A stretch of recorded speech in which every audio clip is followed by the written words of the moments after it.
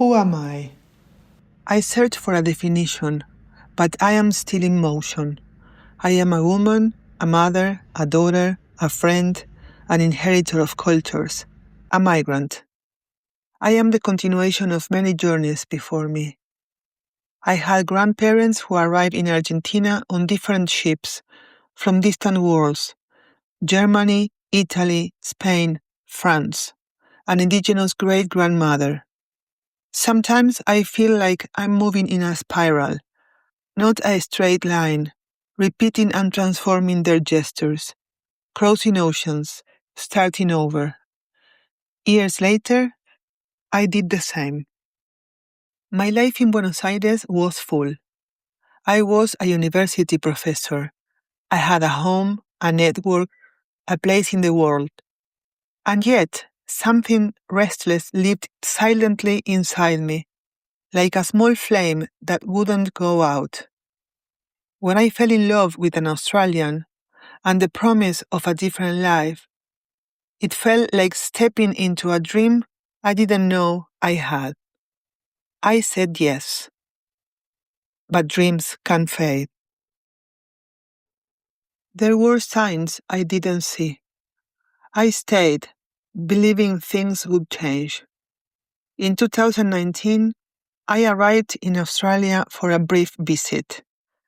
Then the world shut down. My return vanished overnight.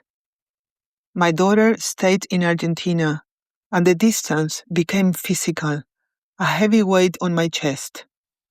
On this side of the world, the relationship became unstable. Living wasn't a plan. It was the only way out. I left that life and ventured into the unknown. What followed was a silent collapse of everything I had known. I traded work for shelter and food, days that felt both endless and fragile, from belonging to isolation. Survivor mode activated. In the silence, something began to change. I found my camera again and began to paint.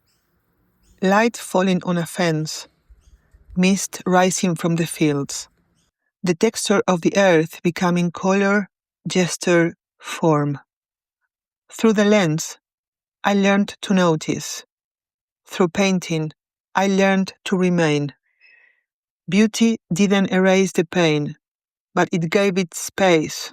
Image after image, layer after layer, I began to piece myself back together, not as I had been, but as I was becoming. Time passed. I found support in unexpected places.